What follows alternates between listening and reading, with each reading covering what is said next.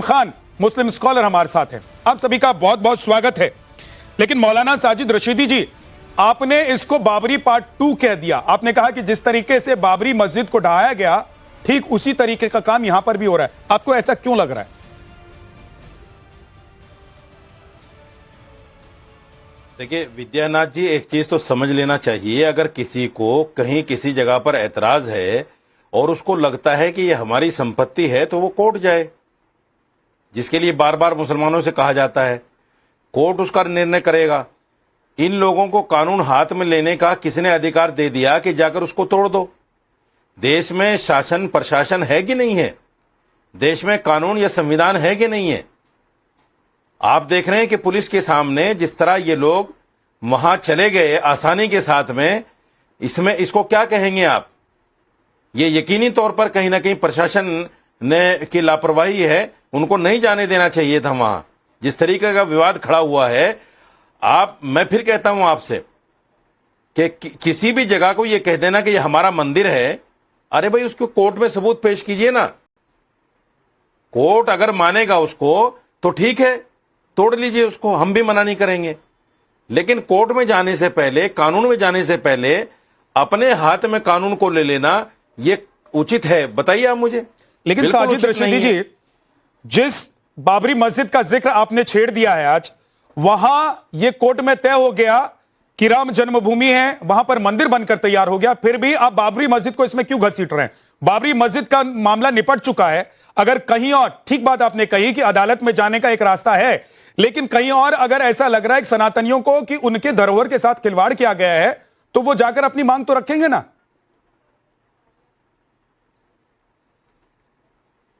मांग रखेंगे, उसको जाकर तोड़ेंगे।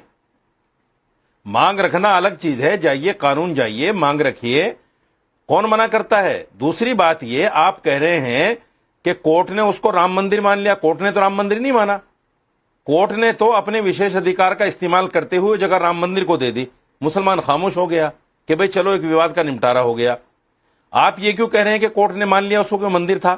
कोर्ट ने तो माना ही नहीं उसको। इसका मतलब आपने फैसला नहीं पढ़ा। नहीं, विवादित जमीन का सुप्रीम कोर्ट ने साफ तौर से कहा है अपने जजमेंट में। रशीदी जी सुनिए। सुप्रीम कोर्ट ने साफ तौर से कहा है अपने जजमेंट में कि हमें कोई ऐसा अवशेष नहीं मिला कि मंदिर तोड़ के मस्जिद बनी हो। यह साफ लिखा है। फिर भी आप अगर उसको मंदिर मान रहे हैं तो माने भाई। तो मतलब आप कह रहे हैं कि कोर्ट ने जबरदस्ती यह फैसला दे दिया, अपना विशेषाधिकार का इस्तेमाल करते हुए हिंदू के पक्ष में फैसला दे दिया। लेकिन अब ये एक नया विवाद है। जबरदस्ती का क्या मतलब हुआ? अरे जबरदस्ती का क्या मतलब? विशेषाधिकार। सुनिए, जबरदस्ती का क्या मतलब हुआ? विशेषाधिकार जो आप कह रहे हैं, कोर्ट का अपना एक विशेष अधिकार होता है। हाँ। सुन लीजिए, मैं बता रहा हूं। कोर्ट का अपना एक विशेष अधिकार होता है कि मेरे हक में सबूत होने के बावजूद वो दूसरे पक्ष को फैसला दे दे। ये विशेष अधिकार है उसका। दे दिया उसने फैसला, मुसलमानों ने माना उसको। जबरदस्ती का क्या मतलब हुआ इसमें? आप जबरदस्ती लफ्ज अपनी तरफ जोड़ दिया आपने। ठीक है, ओके रशीदी जी, मैं आपके पास वापस लौट कर आऊंगा। विनोद बंसल, आप कुछ कहना चाह रहे हैं, बोलिए। देखिए विद्या जी, मैं कह रहा हूँ, देखिए यही तो इनका दूम हुआ चेहरा है ना। आखिरकार एक जगह ये कहते हैं कोर्ट में जाओ, दूसरी जगह कहते हैं कोर्ट की नहीं मानेंगे। कोर्ट ने निर्णय दे दिया कभी आप मंदिर होना चाहिए, तो बार बार उसी को रट्टू तोते की तरह रट रहे हैं। ये तो वो नेता है ना इस्लाम के मानने वाले, जिन्होंने खुद कहा था कि आप बना लो मंदिर, हमारा वक्त आएगा तो हम तोड़ देंगे। ऐसे लोगों के बात पर क्या भरोसा? मैं कहना चाहता हूँ, देखिए ये बात तो न्यायालय की करते हैं और लेकिन न्यायालय की बात नहीं मानते। मैं कहना चाहता हूँ, आखिरकार जब मंदिर है, मंदिर था, मंदिर में लोग पूजा के लिए जा रहे हैं, तो उसमें उत्पात उपद्रव और उसका विरोध क्यों भाई? हम तो पूजा जब करते हैं, सर्वभवन्तु सुखिनः सर्वे सन्तु निरामय की बात करते हैं, वसुधैव कुटुम्बकम की बात करते हैं, आपके भी कल्याण की बात करते हैं। लेकिन उस कल्याण के मार्ग में आप पथिक बनने की बजाय आप उसमें रोडे अटकाओ, ये तो ठीक नहीं है। एक और बात विद्या जी मैं पूछना चाहता हूँ इनसे, आप बताइए, इनसे पूछिए कि क्या इस्लाम के अनुसार बुद्ध पूजा अलाउड है क्या? और ये अलाउड नहीं है तो फिर आखिरकार ये मजारें क्यों बनती हैं भाई? मजार पर हरी चादर और फूल और पैसे क्यों चढ़ाए जाते हैं? वहां पर जो है वो ये जो अपने अगरबत्ती धूपबत्ती क्यों जो अर्पित की जाती है? वहां जो है हिंदुओं को भ्रमित करके उनको धर्मांतरण गड्ढे क्यों चलाए जाते हैं भाई? आप मुझे बताइए, एक तरफ तो कहते हैं कि नहीं हम भारत माता की जय वंदे मातरम इसलिए नहीं बोलेंगे क्योंकि हम बुद्ध पूजा में विश्वास नहीं करते। वहीं दूसरी तरफ बुद्ध पूजा के लिए जगह जगह माँ भारती के पावन धराका पर उसकी छाती पर अवैध मजारों का मकड़जाल बिछा रखा है इन्होंने। ये नहीं चलेगा अब। ये इनका दोहरा चेहरा जो है ना जी, अब एक्सपोज हो चुका है। ठीक है। मैं कहना चाहता हूँ, देखिए हम तो पूजा का काम करते हैं, हम पूजा के अधिकार की बात करते हैं, किसी के अधिकार को छीनने की बात नहीं कर रहे। ठीक है, हम तो ये कह रहे हैं भाई जाकर के हम तो साफ सफाई करके पूजा करेंगे। ठीक है तो सर। पूजा में इनको क्या दिक्कत हो रही है भाई? ठीक है सर, ओके, मैं आपके पास लौट कर आऊंगा। ओम जी उपाध्याय सर, मैं ये जानना चाहता हूं कि दोहरा चेहरा, दोहरा चरित्र, जैसा कि विनोद बंसल जी कह रहे हैं कि साजिद रशीदी दिखा रहे हैं, एक जगह वो कह रहे हैं कि कोर्ट चले जाइए, दूसरी जगह कोर्ट के फैसले पर वो सवाल उठा रहे हैं, कह रहे हैं कि विशेषाधिकार का इस्तेमाल करते हुए कोर्ट ने एक फैसला दिया। तो आज हिंदू संगठनों ने एक बड़ी अच्छी बात कही है। उन्होंने कहा है कि भाई सबूत के आधार पर आप यह तय कर लीजिए कि यहां पर मंदिर था या मकबरा था। जिस जमाने के मकबरे का दावा किया जा रहा है, उस जमाने में जिस तरीके से इमारतें बनाई जाती थी, उस तरीके से ये इमारत बनी हुई है, या आज के जमाने में ये इमारत खड़ी कर दी गई है?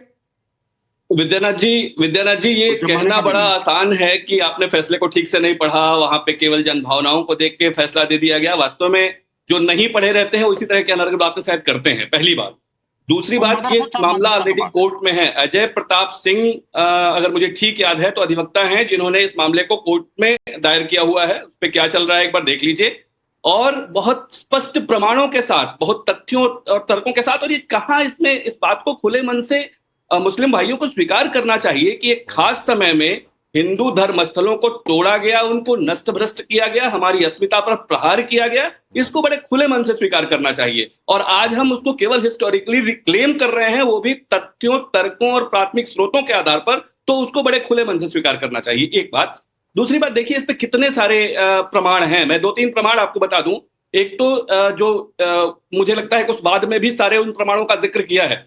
डीवी शर्मा जब वहां सुपरिटेंडेंट आर्कियोलॉजिस्ट थे आगरा सर्कल के, तो उन्होंने वहां के एक छबीली टीले की खुदाई की थी, जहां पर ढेर सारी उनको हिंदू मूर्तियां प्राप्त हुई थी। और उन्होंने एक पुस्तक लिखी उसके बाद, archaeology of Fatehpur Sikri new discoveries. उसमें पेज 86 पे चले जाइए, स्पष्ट वो सारे प्रमाण आपको दिखाई देंगे, नंबर 1। नंबर 2, इसमें जो हमें जो पूरी कहानी में बाबर ने हमला किया, खानवा